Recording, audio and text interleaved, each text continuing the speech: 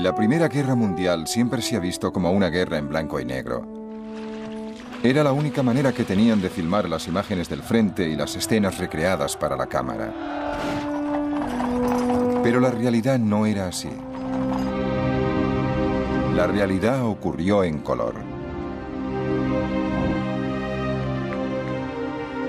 La masacre, las novedades, el choque, los levantamientos políticos, la victoria, la derrota.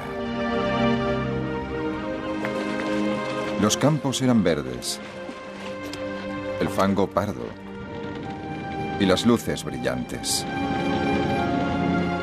Ahora, con la ayuda de la nueva tecnología por ordenador, se ha devuelto el color fielmente y con gran detalle al blanco y negro de la Primera Guerra Mundial.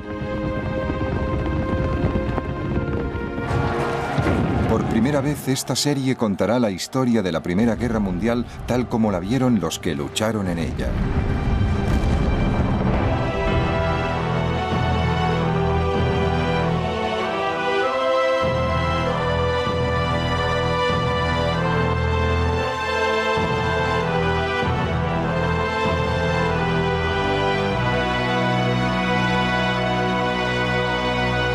Primera Guerra Mundial en color. Catástrofe.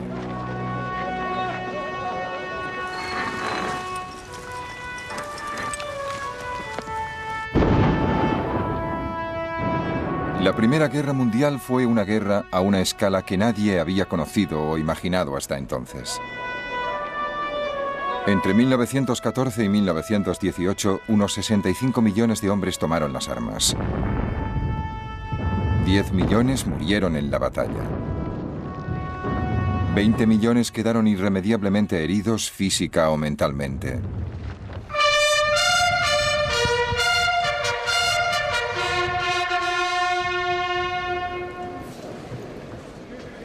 «90 años después, los pocos que sobreviven y lo recuerdan, los que tomaron parte, se reunieron en la puerta de Menin, parte de los viejos muros de Ypres, en Bélgica.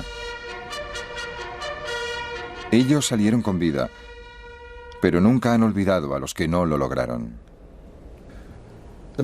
Muchos de los hombres que soportaron los peores peligros y miserias y experiencias terribles nunca volvieron a sus casas. En muchos casos, sus huesos aún están en el campo de batalla.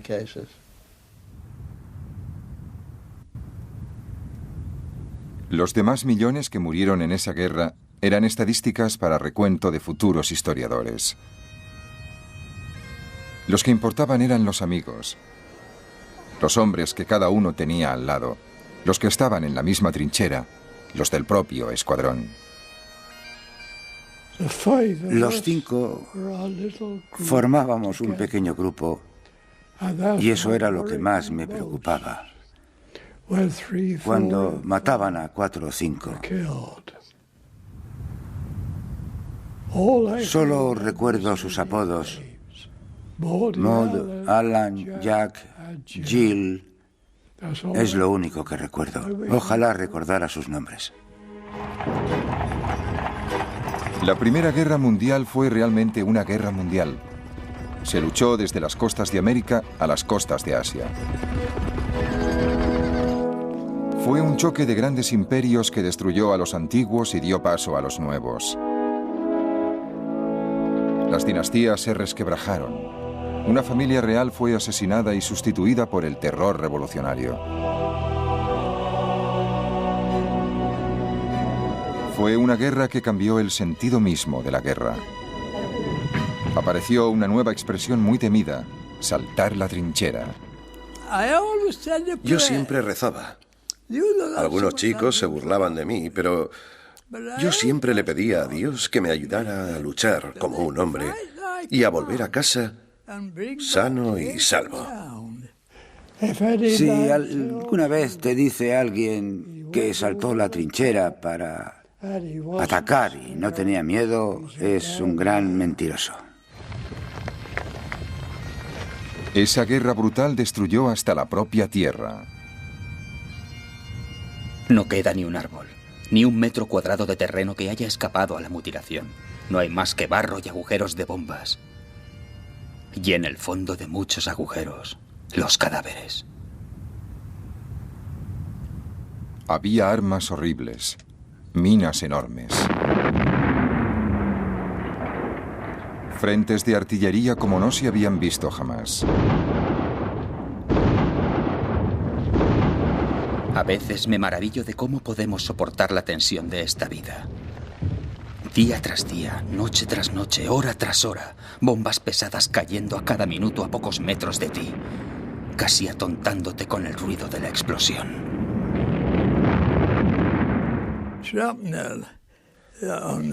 El frente era algo horrible. Horrible. No entiendo cómo pudo sobrevivir alguien. No era solo el frente occidental. Los soldados del este de Rusia, que murieron a millones, eran los primeros que se preguntaban si todo aquello tenía sentido. ¿Qué estamos haciendo en esta guerra? Por mi sección ya han pasado cientos de hombres y por lo menos la mitad han terminado muertos o heridos en el campo de batalla. ¿Qué quedará al final de la guerra? El descontento favoreció las bases para una revolución que conmovió al mundo. Esto ya no es una capital, es un nido de ratas. Nadie trabaja, las calles están muy sucias, hay montones de basura apestosa en los patios. Me duele reconocer lo mal que está todo. Había un nuevo escenario para la guerra, el aire. Era tan criminal como las trincheras de abajo. Están matando a gente cada día. Mi mejor amigo estaba ahí una noche y al día siguiente en la comida ya no estaba. Estaba solo, luchaba solo y moría solo. Di un beso a mi madre. Lo recogí todo y le dije, adiós mamá, no creo que volvamos a vernos. Las innovaciones tecnológicas eran fascinantes. Había aviones que despegaban desde la plataforma de un barco. Había aparecido el portaaviones. Lo primero que tuvimos que hacer fue aprender a despegar del puente frontal y a aterrizar de nuevo. Recuerdo que el capitán decía, es lo mismo que si os pusierais una pistola en la cabeza. Había naves de guerra enormes, pero curiosamente solo hubo una batalla naval a gran escala. En lugar de eso, se usó por primera vez a gran escala un arma muy traidora, el submarino, o barco bajo el agua, como lo llamaban los alemanes. Era tremendamente destructivo. Lo que aún hoy en día impresiona fue el coste en vidas humanas. Los nombres de los campos de batalla perduran en la memoria. Ypres, Verdún, el Somme, Passchendaele. Quienes lucharon en esos lugares fueron testigos de un sufrimiento nunca visto. Encontramos a un soldado de Cornwalls. Estaba destrozado por la metralla desde el hombro hasta la cintura. Tenía las entrañas en el suelo. A su lado había un charco de sangre y cuando nos acercamos a él pidió que le rematáramos. Antes de poder rematarle, al cabo de 30 segundos, ya estaba muerto. Y la última palabra que dijo fue madre.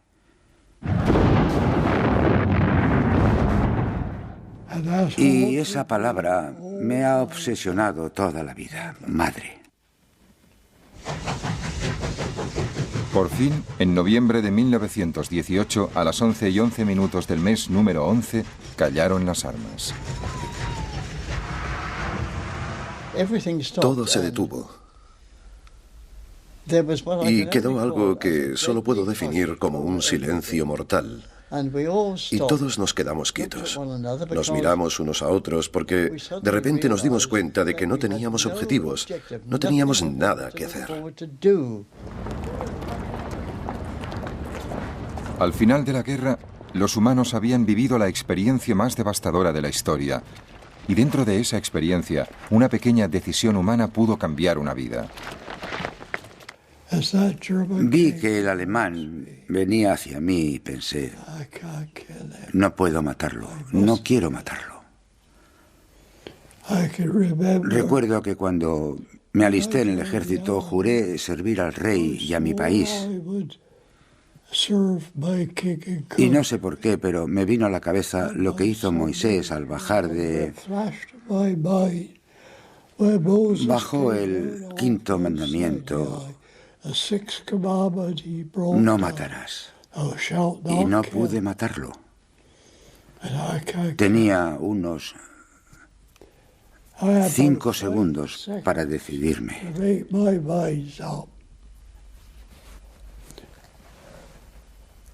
Le disparé por encima del pie y por encima de la rodilla. Le tumbé, pero no le maté.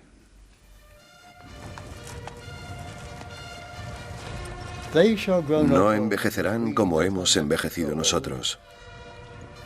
La edad no les agotará, ni los años les condenarán. Cuando se ponga el sol y cuando salga, lo recordaremos.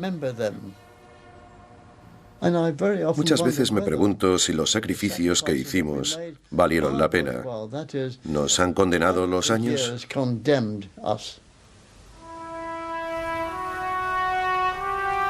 Pero ¿cómo empezó todo?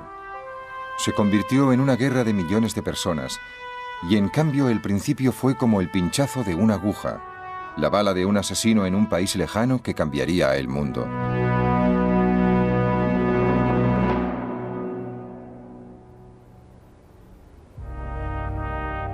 El 28 de junio de 1914 en Sarajevo, la capital de Bosnia. Lanzan una bomba a un coche. La bomba no alcanza a los ocupantes, que son el archiduque Francisco Fernando, heredero del trono de Austria, y su esposa. La pareja real continúa con su visita oficial. Pocas horas después, el coche se detiene de nuevo y esta vez disparan una pistola. El príncipe de la corona de Austria y la archiduquesa Sofía son asesinados. Según los informes, el asesino forma parte de una organización terrorista respaldada por el gobierno de la vecina Serbia. Austria está de luto y decidida a castigar a los serbios. Aunque pocos se dan cuenta, ha empezado la cuenta atrás para la guerra. Cuando ocurrió lo de Sarajevo, la gente no se preocupó mucho. En los Balcanes pasaban cosas así constantemente. Era muy desagradable, pero desde el punto de vista británico se trataba solo de unos salvajes pintorescos con enormes y brillantes galones y unos nombres impronunciables. Y a nadie le preocupaba demasiado. El asesinato de Sarajevo parecía simplemente una pequeña interrupción en la época dorada de Gran Bretaña. En 1897, la reina Victoria celebró su jubileo de diamante. ¿Cómo aplaudieron a mi querida reina? Sentí un gran agradecimiento y una gran satisfacción por haber presenciado con mis hijas, mi marido y mis hijos esta gran, extraordinaria celebración.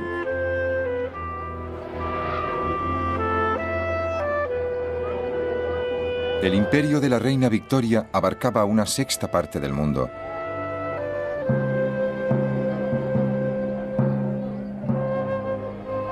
Los británicos se sentían los amos en el extranjero y una nación comercial y pacífica en su país. En 1901 murió la reina Victoria. Fue el final de una época. Londres es casi una ciudad de difuntos. Es como si la mano de un mago hubiera detenido de repente esa alegre vitalidad que corre por las venas de la gran urbe.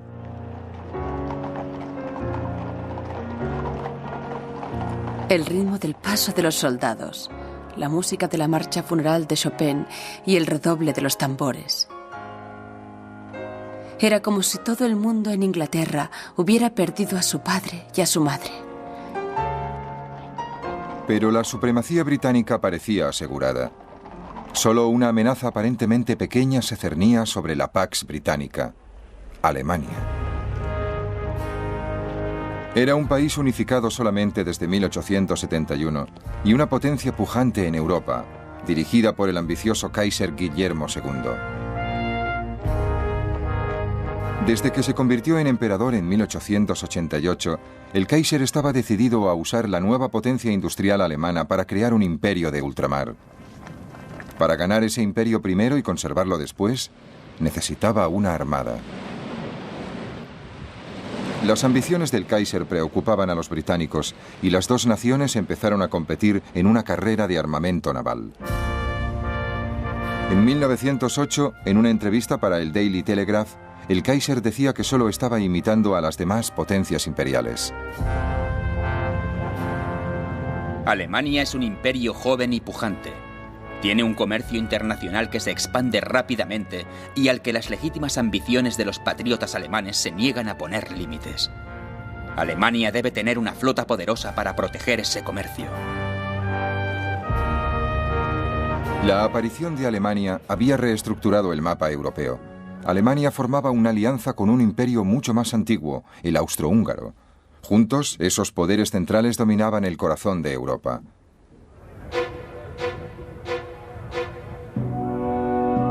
Pero la dinastía austríaca de los Habsburgo se estaba pudriendo desde dentro. Hasta los miembros de la familia real lo sabían. La fe en su propia importancia que perdura entre los Habsburgo pesa como una losa sobre Austria y es la causa de su decadencia moral. La oposición a Austria y Alemania la formaban la llamada Triple Entente de Gran Bretaña, Rusia y Francia.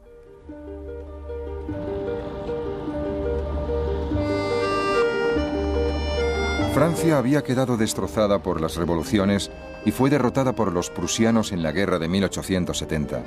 Pero París seguía siendo la ciudad con más encanto del mundo.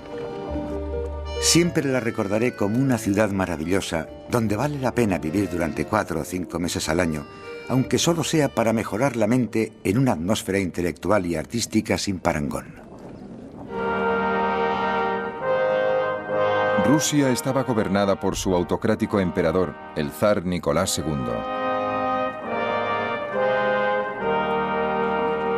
Los rusos habían sido derrotados por Japón en la guerra de 1904-1905 y eso había provocado un primer intento fallido de revolución.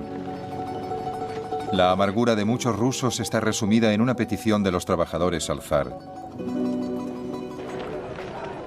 Nos vemos obligados a mendigar.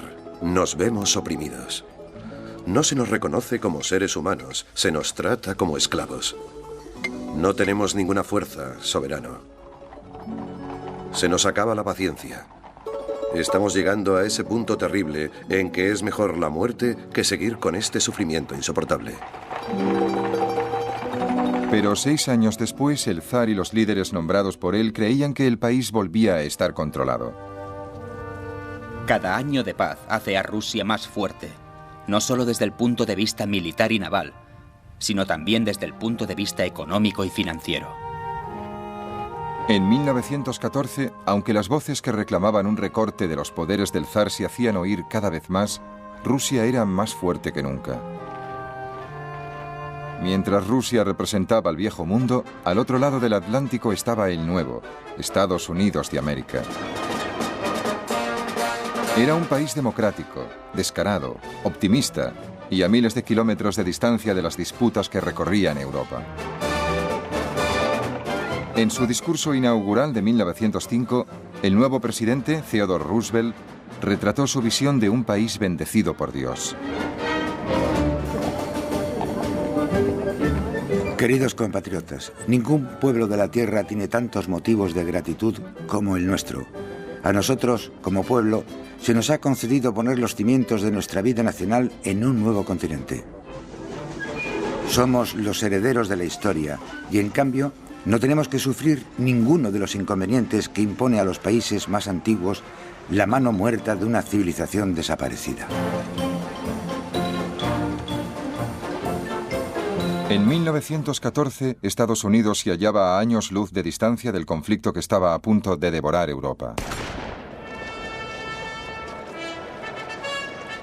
El 28 de julio, exactamente un mes después del asesinato del príncipe Fernando por nacionalistas serbios, según los austríacos, Austria declaró la guerra a Serbia como venganza.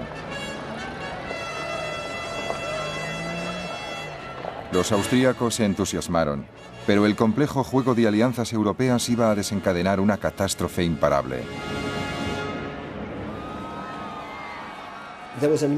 Salió a relucir todo el juego de las relaciones europeas. Resultó que Rusia era aliada de Francia, que nosotros éramos aliados de Francia y que Alemania era aliada del Imperio Austrohúngaro. Y estas relaciones, en lugar de frenar el proceso de la guerra, en cierto modo fueron las que llevaron al estallido del conflicto. Cuando el ejército austríaco invadió Serbia, los alemanes advirtieron a Rusia que si intervenía en la guerra a favor de los serbios, Alemania entraría en guerra con Rusia.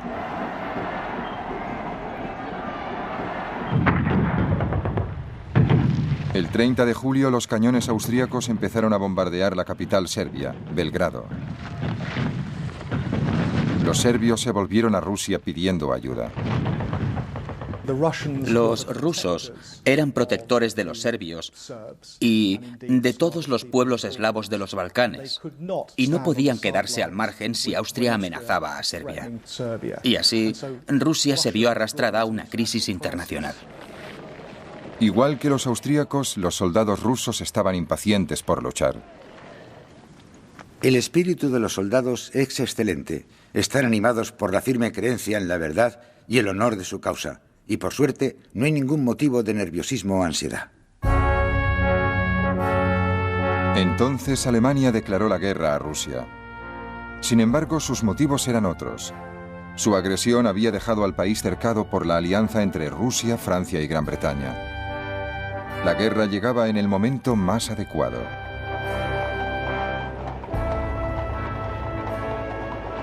El pueblo empezó a pensar en lo que le esperaba. En las calles se veían reservistas por todas partes. Parecía que la gente estuviera dispuesta a entrar en guerra a la menor señal. Yo me preguntaba si esta exhibición de espíritu militar era una forma de darse valor o un sentimiento auténtico. Nadie podía imaginar realmente lo que nos traería una guerra.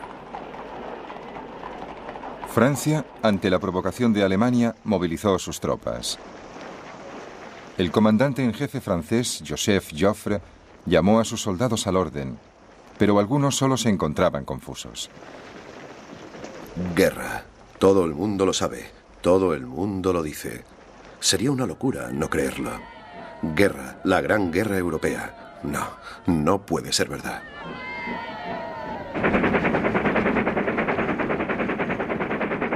Las tropas alemanas se dirigieron a la frontera con Bélgica. Los estrategas alemanes consideraban que un ataque rápido a través de Bélgica sería la forma más sencilla para entrar en Francia y adueñarse de París. El 3 de agosto, un lunes festivo, los británicos recibían la noticia sin poder creerla. Esta mañana, a la hora de desayunar, nos enteramos de que se ha declarado formalmente la guerra entre Francia y Alemania. Alemania ha declarado a Bélgica que si sus tropas pueden pasar sin ser molestadas por territorio belga, protegerá sus intereses en el tratado que se firme al final de la guerra. Bélgica se ha negado indignada y el rey de los belgas ha pedido ayuda al rey Jorge de Inglaterra. Había una fuerte corriente de simpatía hacia los belgas en Gran Bretaña y mucha gente decía, por Dios, ¿nos vamos a quedar de brazos cruzados o actuaremos como gente decente? El 4 de agosto, el ejército alemán entró en Bélgica. Por fin, ya tengo órdenes. Por favor, mamá, intenta no perder nunca de vista lo que yo he comprendido. Si en estos momentos pensamos en nosotros mismos y en nuestros seres más cercanos, seremos mezquinos y débiles. Debemos mantener una visión amplia y pensar en nuestro país, en nuestra patria, en Dios. A medianoche del 4 de agosto, Gran Bretaña declaró la guerra a Alemania. Para entonces todas las naciones de Europa habían sido arrastradas a la confrontación. Pero la creencia general era que todo habría terminado para Navidad.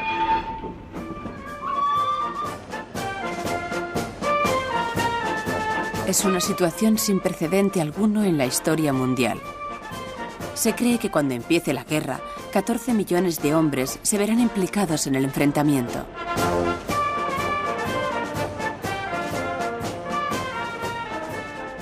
Creo sinceramente que Gran Bretaña no tenía otra opción. Era una superpotencia, la mayor superpotencia de Europa. Si había que hacer una gran demostración de fuerza en Europa, Gran Bretaña debía participar. No podían quedarse mirando y dejar que Europa se derrumbara. Había un ambiente casi de alegría. Como diciendo, ahora vamos a luchar y a hacer algo útil. No nos dábamos cuenta de lo que significaba la guerra. Eran enemigos de Inglaterra y lo único que le interesaba a un chico de esa edad era que iba a luchar por Inglaterra. El ejército alemán arrasó Bélgica sin dificultades. El 14 de agosto entraron en la capital, Bruselas. Los civiles trataron de resistir y Alemania tomó venganza, ejecutando de una sola vez a 600 belgas inocentes. Algunos soldados alemanes empezaron a asustarse de lo que habían desatado. Ver a esa gente asustada, hombres, mujeres y niños, era algo horrible. Hasta los soldados alemanes tenían miedo, esperando los tiros que les llegaban desde todas partes. Los civiles belgas tuvieron que huir. Hay familias con 7 u 8 niños siguiendo la vía. El ferrocarril es su única esperanza. Los jóvenes no entienden nada. Los demás preguntan dónde les llevarán. Es un desastre que no se puede contar. Los alemanes avanzaban y Gran Bretaña se preparaba para librar su primera guerra importante del último siglo.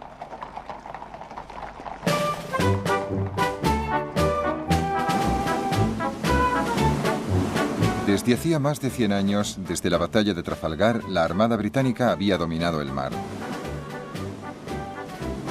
En julio de 1914, la Armada formó en Spithead, frente a la isla de Wight, para que el rey Jorge V pasara revista.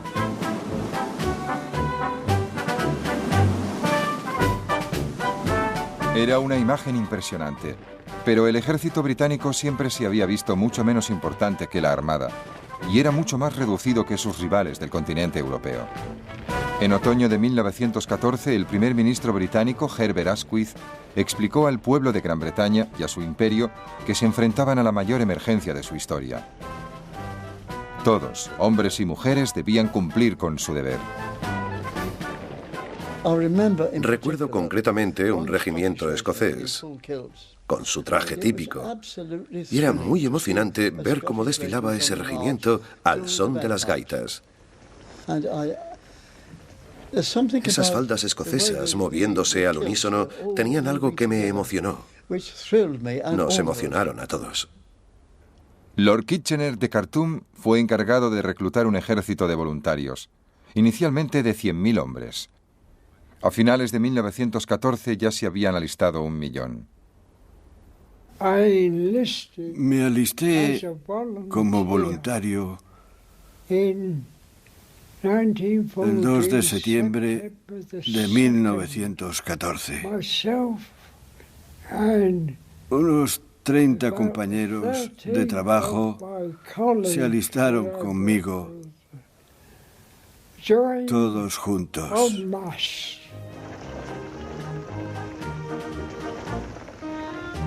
Los jóvenes soldados salían para el frente desde todos los puntos del imperio.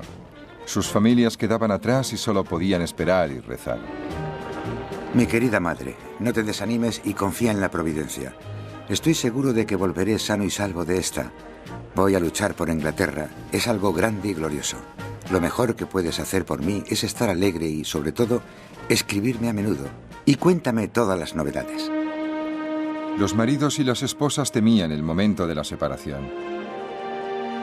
Me siento y me quedo mirando como una idiota su maleta junto a la pared. Luego él saca un libro del bolsillo. ¿Ves? Tu libro de sonetos de Shakespeare. Ya están donde estarán siempre. ¿Quieres que te lea alguno?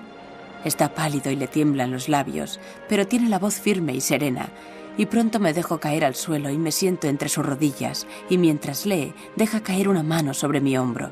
Así, hablando, llorando y amándonos abrazados, nos quedamos dormidos.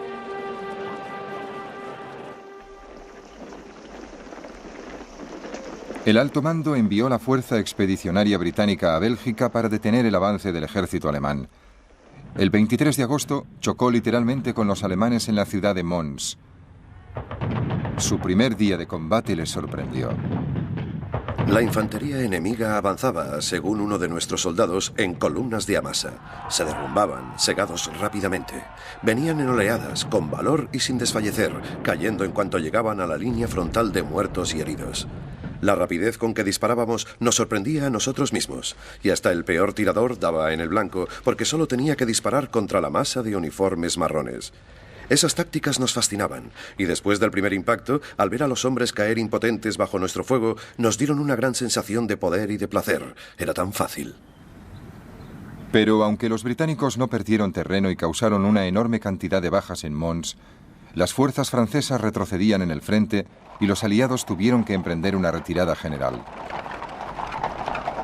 El ejército alemán siguió avanzando a través de Bélgica y entró en Francia.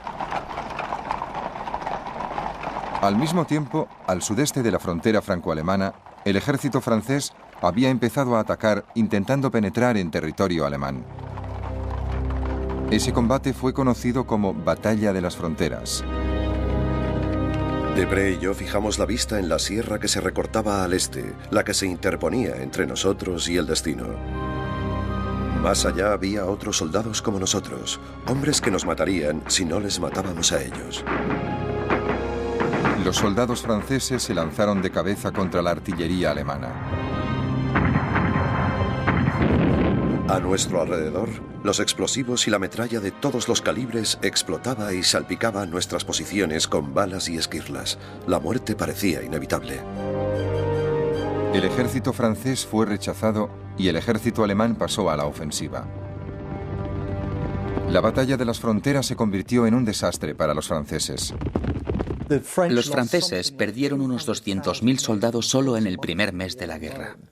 Y esta es una de las grandes imágenes del viejo ejército francés atacando con sus coloridos uniformes y los oficiales con sus guantes blancos, sufriendo una masacre al enfrentarse con los rifles y ametralladoras de los defensores alemanes.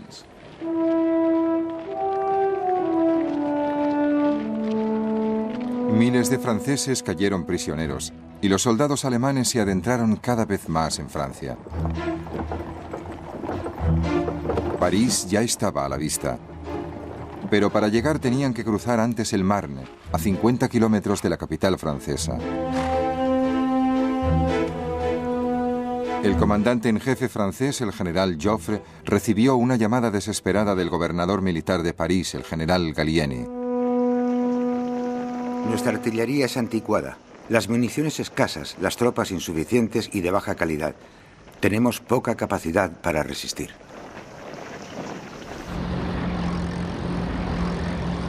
Entonces Gallieni hizo algo extraordinario. A falta de medios de transporte militares, organizó todos los taxis de París para que llevaran a sus soldados al frente a unirse con el ejército de Joffre. Joffre desató un contraataque franco-británico que desconcertó al ejército alemán. Hicimos huir a los alemanes.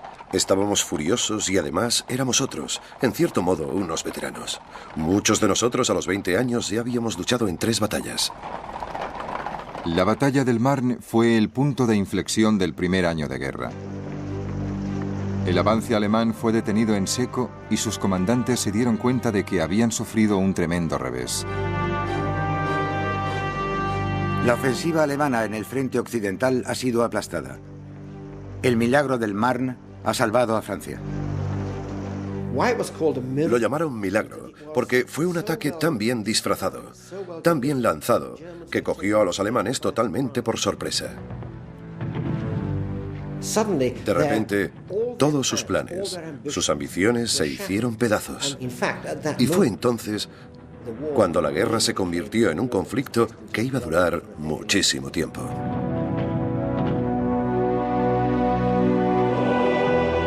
Al mismo tiempo, en el frente del este, al otro lado de Alemania, las primeras semanas de guerra habían sido testigos de rápidos ataques y contraataques de Alemania, su aliado Austria y su contrincante Rusia.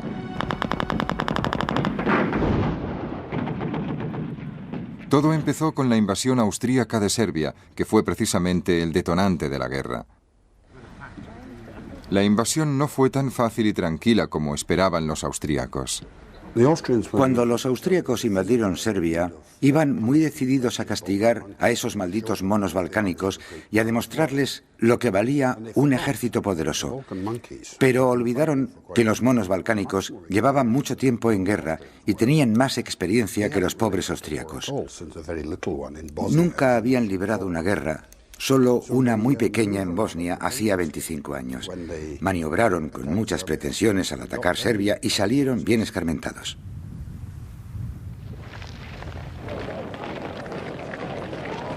En menos de 6 semanas, los serbios echaron a los austríacos de Serbia. Al mismo tiempo, la otra mitad del ejército austríaco también combatía en una lucha feroz contra un enemigo mucho más importante de Austria y de Alemania: Rusia. Cuando estalló la guerra, el ejército regular ruso era el más numeroso de Europa, con casi 1,5 millones de soldados. Pero a pesar de lo modernos que se veían los vehículos blindados con los que desfilaban orgullosos los comandantes del zar, el ejército ruso era poco flexible. Un observador británico escribió la siguiente comparación. Era como un musculoso campeón de los pesos pesados, al que por culpa de su volumen le faltaran agilidad y rapidez, quedando así a merced de un oponente de menos peso, pero más fibroso e inteligente. Pero el ejército ruso sorprendió a todos penetrando rápidamente en Austria ante el horror de los soldados austríacos. Para nosotros fue un golpe tremendo saber que los rusos habían penetrado tan a fondo. Pero al desánimo que siguió a esta sorprendente revelación le sustituyó la emoción de enfrentarnos tan pronto al enemigo. Fritz Kreisler entró pronto en combate. A unos 20 metros a la derecha de mi compañía, un hombre saltó por los aires con un grito de agonía y cayó desplomado, herido de muerte. Entonces sentí una corriente fría en mi mejilla. Un gran fragmento de metralla pasó silbando por el aire y se hundió en la tierra, furiosamente, salpicándolo todo de arena. Nos quedamos en el suelo jadeando y agotados, con el corazón a punto de reventar del esfuerzo. Frente al ataque ruso, los austríacos perdieron 350.000 hombres entre muertos, heridos y prisioneros. Al mismo tiempo, más hacia el norte, los rusos invadían el este de Alemania. Los comandantes alemanes, los generales Hindenburg y Ludendorff, reunieron sus fuerzas para resistir el avance ruso. El 26 de agosto, el ejército ruso y el ejército alemán se enfrentaron en la que se conocería como Batalla de Tannenberg. Un testigo inglés describió la magnitud sin precedentes de este combate. El frente de esta tremenda batalla era muy extenso, y los rusos presumían de tener 3 millones de soldados. Se recurrió al cuerpo a cuerpo más a menudo y a mayor escala que en todas las batallas anteriores, incluso en campo abierto. Tannenberg fue una victoria famosa para Alemania. Sus comandantes lo celebraban. Se ha librado una de las batallas más brillantes en la historia del mundo. La batalla ha sido una victoria gloriosa para todos los soldados y oficiales y para todo el país. Alemania y el Imperio Austrohúngaro lo celebran. El mundo guarda silencio. Casi 100.000 soldados rusos cayeron prisioneros. Otros 50.000 cayeron muertos o heridos.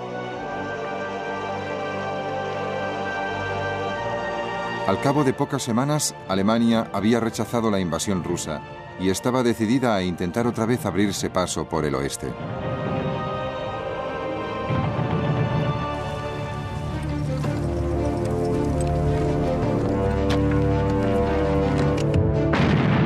El 19 de octubre de 1914, los alemanes atacaron a las fuerzas franco-británicas en la ciudad de Ypres, en Bélgica. La primera batalla de Ypres, en muchos sentidos, fue un momento decisivo para el conflicto en el frente occidental de 1914. Fue el último espasmo de la guerra móvil, la última oportunidad auténtica que tuvieron los alemanes de abrirse paso. Una gran masa humana nos atacaba, corriendo con todas sus fuerzas, justo enfrente de nosotros, a menos de 50 metros. Se veía una gran masa de alemanes que temblaba. Nunca he disparado tanto en tan poco tiempo. La primera batalla de Ypres, que duró 3 semanas, fue una masacre de una magnitud desconocida y horrible. En nuestro frente hemos perdido miles de soldados, muertos, heridos o capturados. ¿Y qué hemos obtenido a cambio? ¿Una trinchera? ¡Qué desperdicio de vidas humanas! No solo eso, vidas jóvenes. Ypres definió lo que sería la guerra en el frente occidental durante 3 años y medio. Un equilibrio de fuerzas apuntalado en las trincheras y dominado por la muerte y las penurias. En esos momentos no había ningún sistema de drenaje en las trincheras.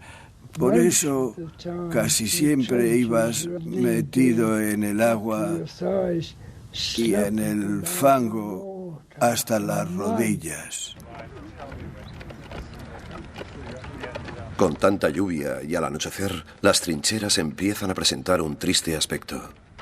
Veo correr a los ratones por el camino mientras hago la ronda y alguna rata salta sobre un saco de arena en lo alto de un parapeto.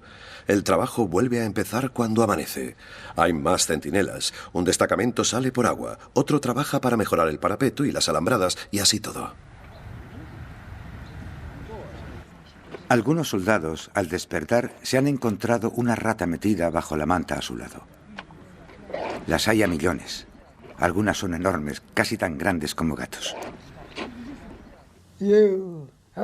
Tenías que aprovechar para dormir cuando podías. De puro agotamiento, y al despertar te encontrabas las ratas hambrientas corriéndote por encima y mordisqueándote el equipo. Los malditos piojos solo se están quietos cuando estás medio congelado. En cuanto entras en calor, empiezan a picarte como locos. Te picaba todo. Los malditos bichos te chupaban la sangre y te volvías la chaqueta al revés para sacártelos de encima. Al día siguiente volvías a estar lleno de piojos porque los huevos que ponían se abrían por la noche. Volvías a estar lleno de piojos. No valía la pena perder el tiempo.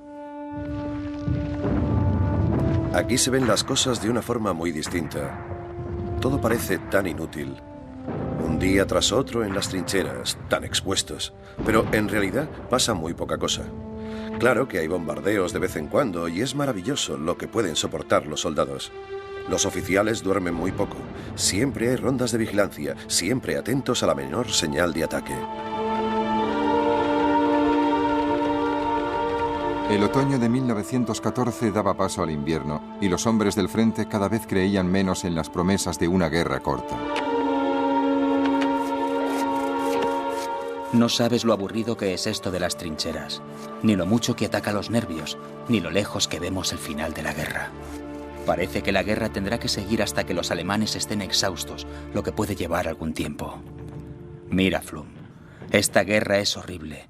Y ahora que han empezado a usar granadas y bombas con mucha frecuencia es peor que antes. Algunas de las líneas están a unos 25 metros de distancia y están llenas de agua y de fango. Hace mucho frío y mucha humedad. Y estoy seguro de que a ninguno de los 10 millones de soldados que luchan en esta guerra les parecería mal que se firmara la paz mañana mismo. En la Navidad de 1914, esas ideas de paz provocaron uno de los incidentes más notables de la guerra. En algunas zonas del frente, los soldados dejaron las armas y se encontraron en tierra de nadie.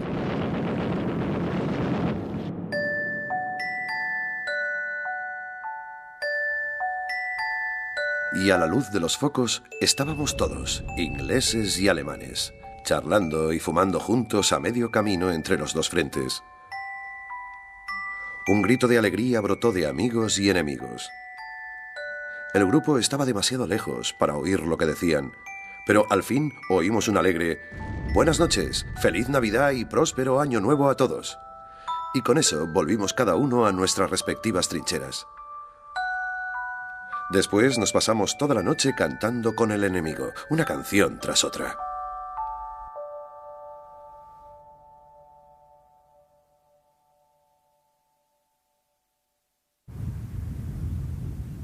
Los altos mandos de ambos bandos se aseguraron de que esas confraternizaciones no se volvieran a producir.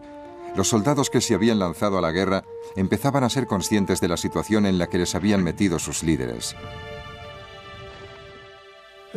En esa época no teníamos el cerebro, como diría, lo bastante desarrollado como para comprender lo que era la guerra, y todo el mundo decía que para Navidad habría terminado. Y llegó la Navidad y no se terminó.